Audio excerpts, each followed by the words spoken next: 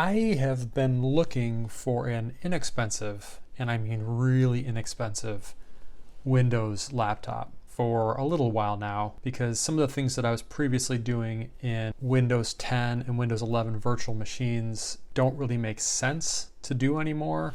One, because a lot of the computers that I have now are ARM based. Windows x86 to ARM translation is not great. So I just thought I'd look for an inexpensive laptop that had either Windows 10 Home or Windows 11. I think they still call it Home, and to see what I could get for as low of a price as possible. So the first one I found, and I think I'm giving away that this is not going to be the one I'm keeping, is this Hyundai, which started off great. It's the Hyundai HyBook, and on paper it looked pretty good. It was $179, and it has the following features. So it has a 1366 by 768 display. It is not a particularly great display, nor are any of these, I think, in this price class, especially those that are sub 1920 by 1080 display. So it's not full HD, which is fine. Again, I'm not using it for anything that requires that. It does say it's an IPS display. The CPU is an Intel Celeron N4020, which is a Gemini Lake variant. I think it's generation 9.5 with 2 cores, 2 threads, so no hyper-threading. It has Intel UHD graphics 600, so not particularly strong in the graphics department, but it's not driving a high DPI display. It has 4 gigabytes of onboard LPDDR4 RAM, single channel, and 128 gigabytes of storage, which is eMMC based, which is not surprising given the price of this. Has a 2 megapixel webcam, comes with Windows 10 Home and S mode, which you can easily get it out of S mode. Wi-Fi 802.11, AC, B, G, and N with Bluetooth 4.0, so it's quite elderly Bluetooth functionality, but you'll see why in a moment. Also, which I can show, is that it has a decent amount of ports. On the left side, you got mini HDMI, which I'm not a huge fan of because you always need an adapter for, but it's there. USB 3.0, actually I think it's technically 3.1. A 12 volt DC in, which is pretty cool that it's a standard 12 volt input. And then on the right side, there's a mini SD card slot, which is pretty slick, headphone jack, and a USB 2.0 port. So you only get one high-speed USB port and one USB 2.0 port. It has dual microphones, which I have not tested, nor did I test much of anything else because things kind of quickly declined as I started to use it. I'm going to power it on real quick and see if I can show you a couple things. Oh yeah, you have to hold it down for a second because it has debounce. I've noticed for other laptops and even some of the few videos that I've made on the channel about the MacBook Air M1, people concerned about backlight flickering, pulse width modulation in the backlight. It's never really bothered me. Yeah, I didn't really know even how it would present until I got this laptop. And I don't know if this is gonna show. Oh yeah, it does. There it is. This is even under the bench lighting and it is flickering like crazy. After using it for about an hour, hour and a half of setting up stuff, my eyes get tired. So it came with Windows 10 S. I upgraded it to Windows 11 because it just prompted me to, because it was available. But I had these things started happening within a few days of me getting it, which was the trackpad would just stop responding. Like you'd get to a certain spot, it'll work for a few minutes, and then you're doing something and it's just not responding anymore. And it also has integrated into it the left and right click, and it's a diving board style trackpad, but kind of not, because you can push it down in the middle and you can click both the left and right button at the same time. So in the middle, you can maybe hear that it's clicking both at the same time. There you go. And then on the left side, you get the left click, and on the right side, you get a right click. So that was okay, fine. Again, very inexpensive. I almost wouldn't have minded it if it had continued to respond, and it didn't. It progressively got worse and worse. And then, I don't know if it's gonna do it now, but I've got video of it, so I'll show it if it doesn't happen now, is the keyboard stops responding. It's doing it now. It's just not responding at all. And then if for some reason with the F key, if you hit it enough times, it just repeats F for either as long as the text field will allow, or just for minutes at a time. And yeah, that's when I decided it was time to look for another laptop, because to me it didn't look like it was like it was a defective laptop. It felt like something kind of wasn't really set up correctly out of the gate, and I'll show that as we take the back cover off. There's a few other things I'll mention before that, which is for any sort of light multitasking, the N4020 doesn't have much headroom. So it doesn't take very long, right? Like right now, there is nothing going on right now. I have nothing open and CPU is at 100%. Now it's backing off a bit, but it's been like that since I powered it up. The thing I've discovered is that these CPUs still have, I would call it turbo boost, but Intel calls it something else. I'll correct myself. This has got a TDP of 6 watts, so it's fanless, which is nice, but it artificially limits itself to about 6 watts on average. So you never get close to the processor's maximum junction temperature or even close to like 100 degrees Celsius. It'll throttle back down and then stay at 100% CPU. For all the things I needed it for, it still works, functions, and does all the things that I needed it to do. Oh, one thing to add is that this is 6-bit color depth. So you're not getting millions of colors, nor billions of colors, you're getting hundreds of thousands of colors. It's okay for day-to-day stuff.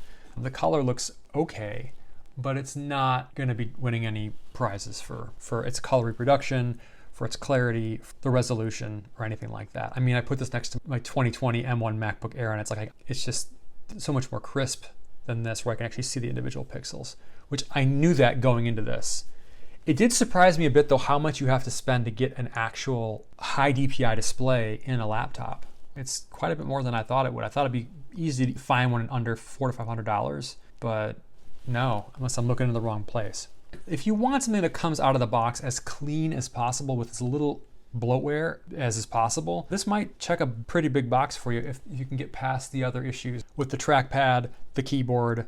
Oh, and the thing I forgot to mention, which is that it had run out of battery while a hard drive was plugged into it. Instead of shutting down and doing a safe shutdown and hibernating, it crashed and corrupted the internal eMMC, and then when it turned on, it couldn't restart, and I had to reinstall Windows 11. So that was fun. I'm not sure if that's just an eMMC thing because there's less data integrity protection on the eMMCs, or it's just the generic eMMC that is in here, which could be part of the issue. For those who just want a clean installation of Windows right out of the box, there's all the little things that Microsoft adds, but there's no other software on here. I was going to show some more apps that I had installed on this and then kind of do a demo, but I'm going to save that for the second laptop because this one, when it crashed and I had to reinstall Windows 11, I lost all my apps. It removed everything. And I'll add one other thing too, I think, which is really important, is that many of these laptops say that they support device encryption support. What's weird about this is that it seems like these inexpensive laptops kind of are prohibited from using the encrypted storage, because this supports TPM 2.0. I enabled TPM 2.0, and then I went in and I thought I had enabled modern standby. Apparently, these laptops don't support modern standby. They support like the P states, and the P states are not the same as modern standby, so Windows doesn't support encryption. So you can go and pay for Windows 11 Pro or Windows 10 Pro, depending on what you're using, and use BitLocker. But now you're paying for Windows just to get encryption. I'm not keeping anything of any value on here, so I don't really care. But for anybody who is, it might be worthwhile to use an external hard drive for that or something, because both the laptops, despite having TPM 2.0 support, enabling that, having secure boot turned on, all of that stuff turned on, can't do device encryption and require BitLocker, at least as of this moment of recording. Maybe Windows 11 will support it at some point. I don't know, but it was an interesting point. The other thing too that is of interest, if I can get to it here, is UEFI. This is very interesting. Every option you can think of is on here. Like, it is just trusted computing, ACPI, smart, serial port, CPU, AMI, SIO, PCI, like everything is here. And the second one that I've got, I mean, you can even go into thermal and mess around with like, well, how hot do you want it to get up to before it resets stuff? I don't know if you can make this go higher than 110. Can I go like 135? No, out of range. It's good that they have a bounce check on that, but there's also different trip points. I mean, you can change design variables. Like, what is all this stuff? It's like everything is here.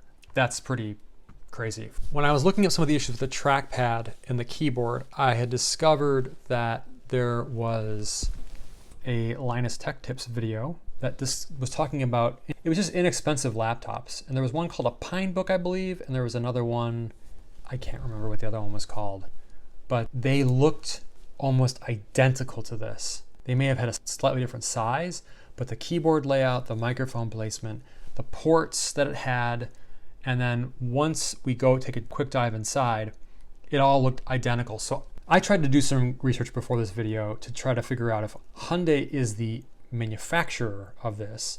They provide the OEM, any OEM, with here is a laptop thing. We'll make it with whatever trademark or name you want on it. You can spec what different things that you may want or not want in it, but here's your basic platform.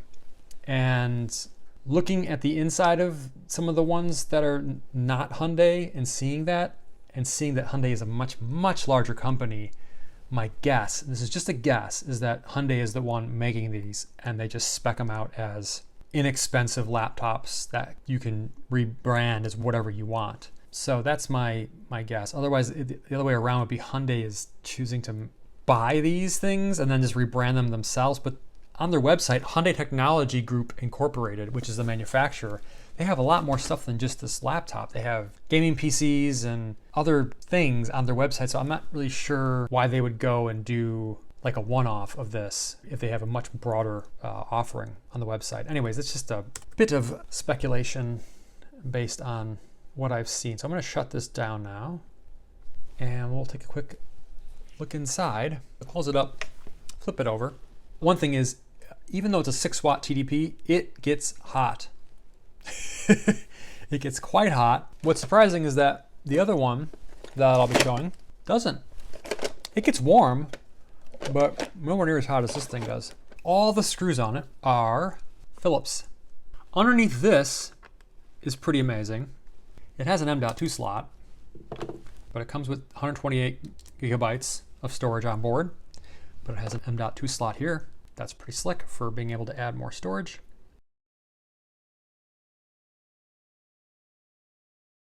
So that's 10 screws holding it together, plus the 2 for the M.2 slot.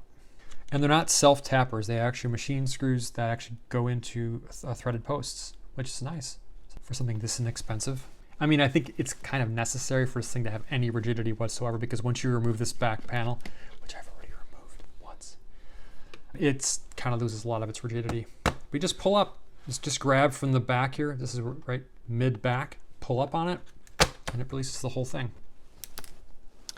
So here's the inside. On the back, there's a little bit of foil that is used as a heat spreader, and I think a little bit of shielding, because if I'm not mistaken, yeah, some EMC RFI sponge pads that touch this.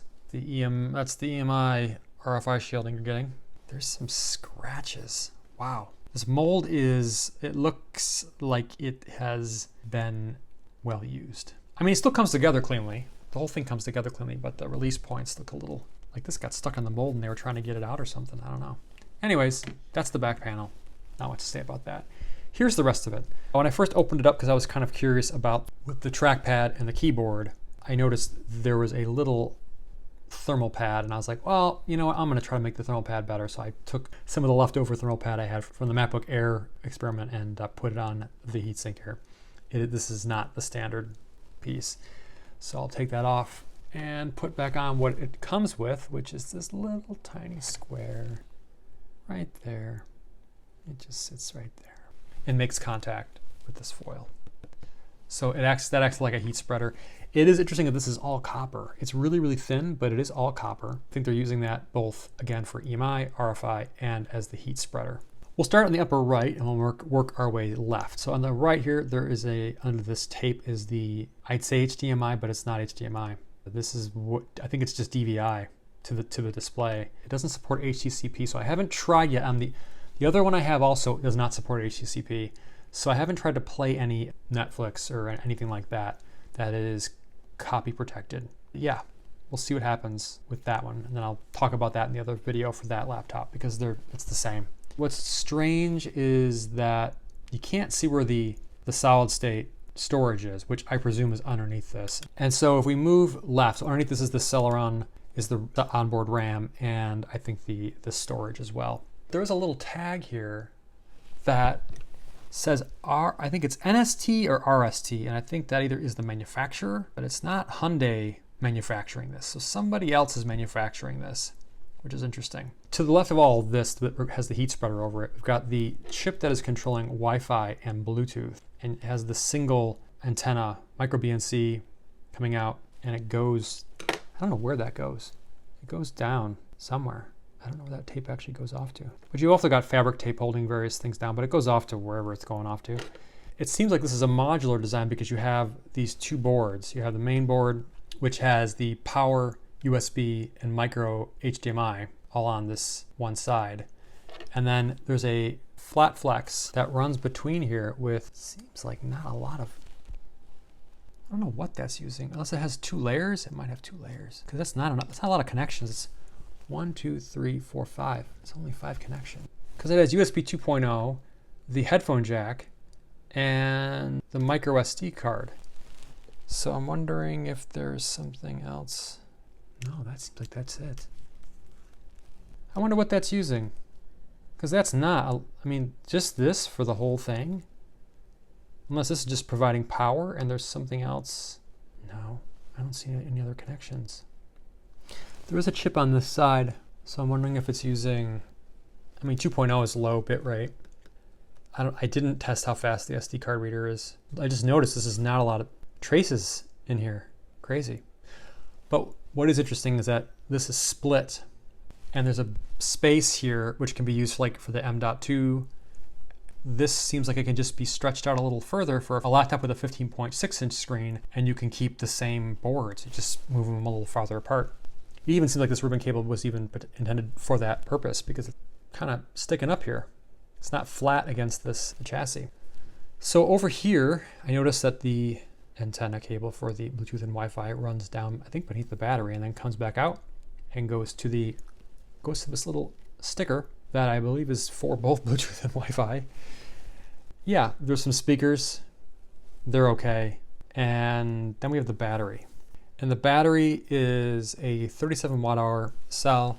Started having the issues, and then I opened up the laptop to see what was going on, and then I saw this battery. I didn't really want to look into the issues with anything related to the laptop because what I saw disappointed me, which is there's no third-party compliance testing stickers on here. It's possible that there might be traceability through, I don't know, this QR code, through something internal that they have done testing on it, but it's really, really, really common, even for the cheapest of laptops and tablets, to have a UL recognized battery or ETL or SGS, TUV, somebody testing this for its safety. Also, the battery is not really well held in here. There actually is 4 posts that hold it down. There's a 5th post it's just flapping in the breeze. It's not attached to anything. In fact, the power cable for the battery runs underneath it. What's going on here? And again, it's built down to a price, but if anything is going to be a potential hazard on this, to me, it's the battery. So the fact that it doesn't have that, nor does the laptop itself. Like you look at the chassis, there's no markings except for FCC, which you can go find on the FCC's website that it has gone through FCC testing, so that's good. There's nothing else on here, which you will see in the next laptop that I show you, just the contrast between that. Both very much at the same price point. Is very modular. The N4020 at the TDP Intel sets it at, which is 6 watts, which it can go over for a little short period of time. It's not enough for it, and then it just throttles down, and for things that you're doing that require a little bit of horsepower, it's very, very slow. As the CPU, it just like hits that thermal limit and then cuts back down again, which I'll show on the other laptop because it doesn't happen as frequently, but you can still get it to happen on that one because it has a higher TDP because it's a different processor. That's basically it. I would say if you have one of these or you're looking at one of these, it's not like don't buy it. There are better options out there. And for me, the number one thing is the battery. Granted, this is inside of a case, but this is a plastic case. It's pretty flimsy. And this thing, its rigidity without the case on it, but the bottom case is pretty flexible. The fact that I can come in here and push on the battery doesn't give me a lot of confidence in this, especially because it hasn't been evaluated, and neither has the laptop. It's not the one for me. It's something to consider when you're looking at budget laptops. What can you get for the price? And that sometimes what you think is a good price just to get a Windows 10 or Windows 11 laptop actually turns out to be worse than that. So that's what I kind of discovered with this laptop, because even the display on the one that is that is the replacement for this, is much improved. So I hope you enjoyed this video. If you did, you know what to do, and I will see you in the next one. Take care.